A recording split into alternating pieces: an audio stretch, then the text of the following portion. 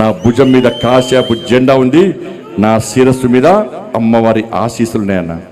ఇక్కడ భయపడే ప్రసక్తి లేనా? రే ఆంజనేయ స్వామికి నిప్పు పెడితే అదే నిప్పుపై లంకను మొత్తం ఎట్లా దానం చేసిందో ఇలా బండి సంజయ్ని గెలికిరి వాళ్ళ